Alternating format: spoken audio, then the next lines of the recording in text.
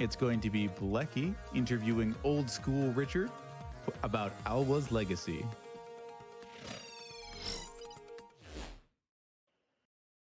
Hey everybody, I'm here with Old School Richard, who very shortly is going to be running Alwa's legacy. Now, Richard, I mean, I've been following you for a long time. We've been buds for a long time. We've raced each other in like the greats such as Strider and competed for that together. You just have this very, you changed your name a year ago to Old School Richard to reflect kind of your interest in games. It's been really cool kind of following all that. So I'm a bit interested in, as you found, you're going to be running Alwa's Legacy. And this is, of course, the sequel to Alwa's Awakening, which was released in February 2017. But I went back through your kind of Twitter feed, and you actually started playing Alwa's Awakening in July 2015, like a year and a half before the full game even released. So I wanted to hear a little bit about kind of how you found out about the first game in the first place and how you got into it. I was at a retro gathering, retro fair in Sweden, and the developers of the game, Elden Pixels, they are from Sweden. So I was there with my buddies, like Dexter. We did like a little speedrunning thing at the event, and we just met those developers and tried their first demo, and it was we both fell in love immediately, and we knew like right away, like, okay, we're gonna speedrun this when it comes out. And it was like really early. What was it about the game? How could you tell? Music, the art, like pixel graphics, amazing. It just visually appealing, and yeah, we were just looking forward to it. We saw some possibilities as well for like speedrunning tech with different weapons that you get, or magic, I should say. Yeah. So then the game was released a year and a half later. At this point, it sounds like you already knew you wanted to speedrun it. I saw you got 1:14:05 was one of your first posted runs. Over time, I think that's become to what the current record is at 38:03. Yep. Very cool stuff. So I guess you were talking a little bit about how you met the developers at the small kind of gaming kind of meetup. One cool thing I love about indie games is that you can communicate directly with the developers of this game. So you met them at this meetup. Did you kind of continue to chat with them afterwards, or did it kind of die off after the meetup? Yeah, we hooked up on Twitter and kept in touch, and yeah, we got further further demos to try out and help them out a little bit and give them some tips on what we think should be changed with physics and whatnot. What we thought would be a greater game. Gotcha. And were you able to separate kind of the interest in speedrunning with kind of a more casual playthrough angle, or were you kind of like trying to angle in ways to make it a better speedrun? No, I think it was pretty unbiased on that, actually. I know at least on location when we tried it out the first time, Dexter was going very hard at trying to break the game completely and go out of bounds. Like in person? Yeah, like at the site. We had the like game designer and the programmer there, and the programmer was like, when they saw Dexter play, it was like, oh. Yeah. So I mean, now Alwa's Legacy, of course, came out earlier this year in June, and so you find out it's released, and so talk to me a little bit about kind of how the development of this game came as far as learning to speedrun it. Was it a similar kind of path that you started playing pre-release versions, or this time around did you have to wait for the full release?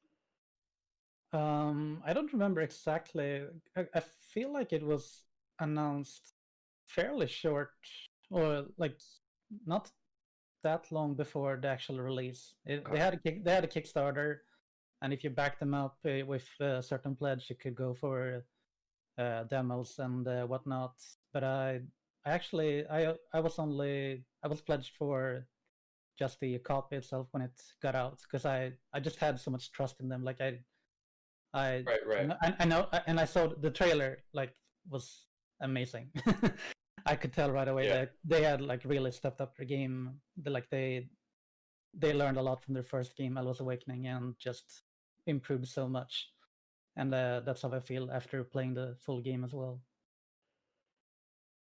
Yeah, because I mean, like, so I mentioned that Always Awakening, the record is 3803. Always Legacy is an 835. How is it almost 5 times faster than Always Awakening? Breaking out of bounds pretty almost immediately. It's the first like Yeah. 3 minutes, first 3 minutes or so starts off a little bit slow due to like intro cutscene and a little bit of dialogue. But then when we just get a quick little power up, the block, because you have some magic in the game, and with the block you can do some really cool tricks where you get some extra jumps mid-air, and we use it as well to initiate some sips and clip out of bounds, and we go straight to the finale of the game immediately, pretty much.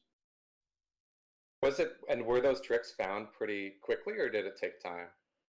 Pretty fast, actually. We had like almost up to 10 people, I think, within like a week, started running the game and trying to find stuff. So it was very active right in the beginning, and it got pushed down really fast. I think day one when it came out, a runner, my rival for Alwa's Awakening as well, Van666, he had like a glitchless run of like 40 minutes. And then just more and more things.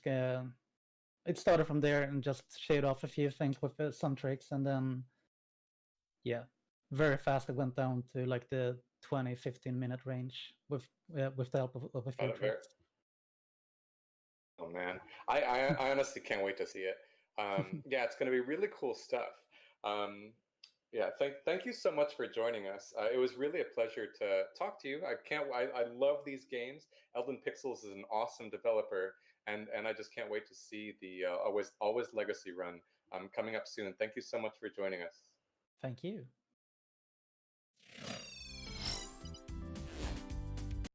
Interview to me. What is a $10 tip for? So I want to have. Can't wait to take it away with Alwa's Legacy.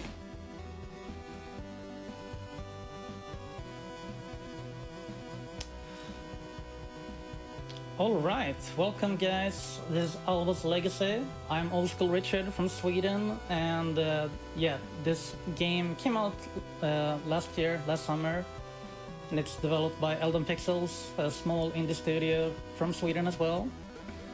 It's a great game and a really cool speedrun. It's pretty short, but it's a lot of tricks to it, so I hope you're hyped for it.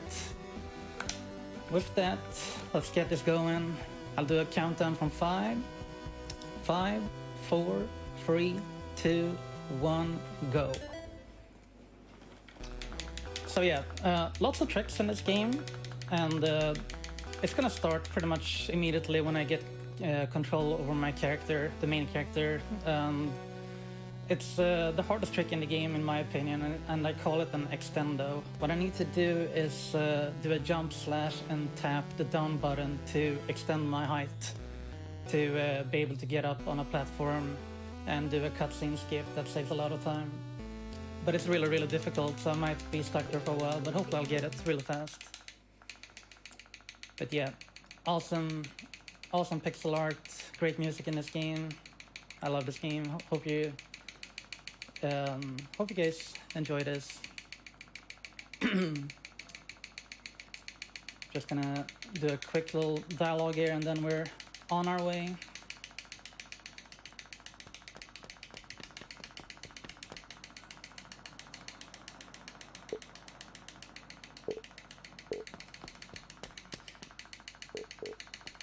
Alright, so let's get this trick fast, shall we? Hopefully.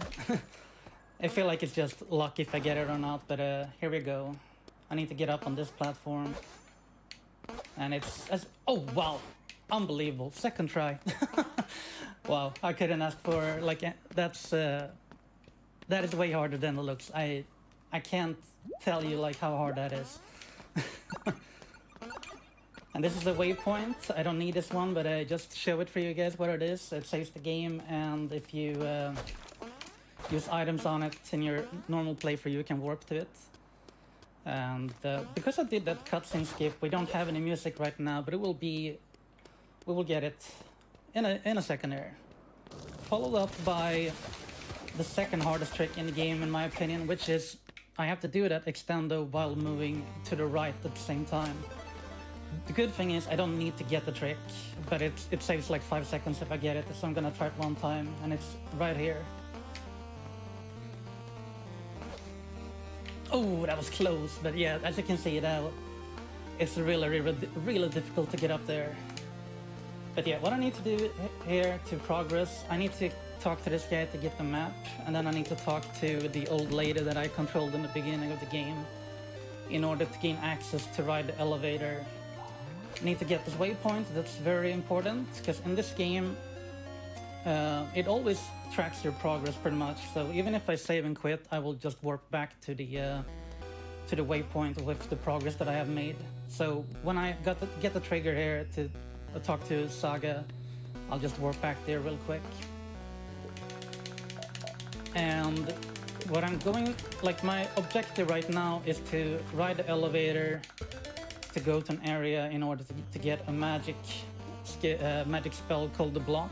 You can see in the top left I have three empty squares there. That's for magics in the game. I'm only gonna get the block for this run, and with the help of that we're gonna do some really fun stuff. And in this area I will do another extendo while moving to the left. It's not as hard as the others, but it's in the next screen. It saves like a few seconds. I don't have to do the block pushing puzzle, well, not a puzzle, but you can see the block up there, and I did the extendo there to get over that gap. You can't just normal jump over that.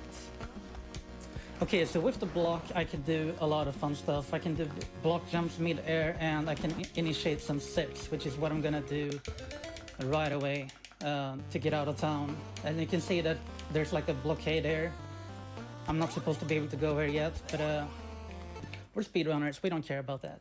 We're just gonna zip out, and I'm gonna head straight away to the final area of the game. So what I'm gonna do now is I'm gonna head to a house, because the house is conveniently in a specific location in the overworld map. And inside the house I will do an out of bounds and move a few screens to quickly go to the entrance of the final dungeon. So here we go, it's inside this house. Good start. So now I need to walk 3 screens to the right. Then I need to do another hard trick. I need to place a block as high up as possible while landing on it as well, and it's pretty tough. So yeah, that's you know, like the reason why I need to, that's good. When I pause and unpause, I get like a little zip that puts me, there we go, really nice. That puts me down a little bit. So this is the final dungeon of the game. Let's hear like a few quick donations while I go through this area a little bit. My pleasure. We have $50 from Gorian, who says, "So happy to see Alwa's Legacy featured on AGDQ. I backed this game on Kickstarter and absolutely loved it when it came out. I'm gonna need you to check my pronunciation on this part. Lika Tomet did run, Rick. Greetings from Gothenburg." Thank you so much. You can go for some more. A few more? Absolutely. We've got $50 from JCI, who says, "Happy to donate for the first time. Good luck to all the runners." And $10 from Mewdine, who says, "Awesome game so far, and let's continue the awesome. Let's save the cat in Night in the Woods." Oh, come on. Okay, so the one thing you want to pay attention to here is that in the top left I have the magic meter. I can only use the block when it's full. I don't like taking that hit. I'm gonna kill this guy for safety. Okay, so a lot of zips here. Now I need to do the hard landing here as well. That should be good. Oh, I don't like that damage. Now it's scary. This is gonna be scary now on the screen. Okay. This is fine. This is fine. No, this is not fine. This is fine. Just kidding. Alright, so coming up is another new trick, which is also way harder than it looks. And I'm gonna try to do a vertical climb by abusing the horizontal screen scroll to wait for my magic to get back, and you'll see in a bit what's gonna happen.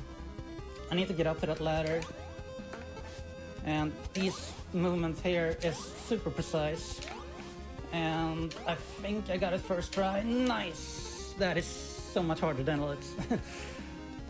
Okay, final boss. He got 2 phases, and it's a lot of RNG to it. Well, it had a couple of patterns, and it differs a few seconds depending on what patterns I get.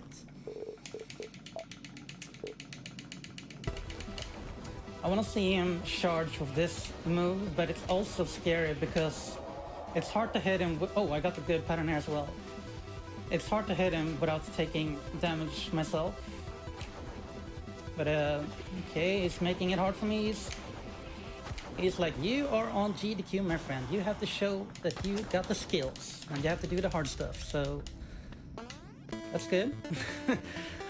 Final boss coming up. I'm gonna place a block and then do the extendo trick over and over again to hit the hands. 2 hands, 6 hits each. So we're almost done with the run.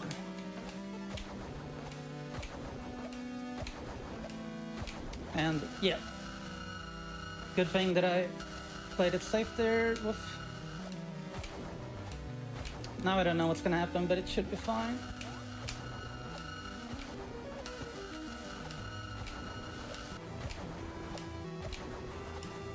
Nice, we got him. All right, there's only one more trick that I'm gonna do, a quick sip, and then that will put me to the NPC that triggers the time. Well, time is gonna be when I perform the bow with the character, but I'll call it out, of course. That was scary at the end, but we got it. So yeah, final sip here. Come on. And time is coming up, and time. I have no idea what the time was, but I hope you enjoyed the run. The game is amazing. The speed run is a lot of fun because it's so broken. But if you play the game just normally, you probably won't encounter like any issues. My first playthrough of this, even though I was looking to find ways to break the game, I actually didn't get a single glitch or anything in my playthrough, so yeah, beautiful. I'm happy with that run. Excellently done. And your time, if you were curious, was 9 minutes, 20 seconds. Oh, that's really good. Thank you so much, man. Absolutely, thank you. For the record, my personal best on this is 8:47, and the world record is 8:35 by Dexter. So yeah, that was good. All right, thank you so much for watching, and yep, hope you enjoy the rest of the marathon and keep donating. I had a great time here, so I'll see you guys. Take it easy.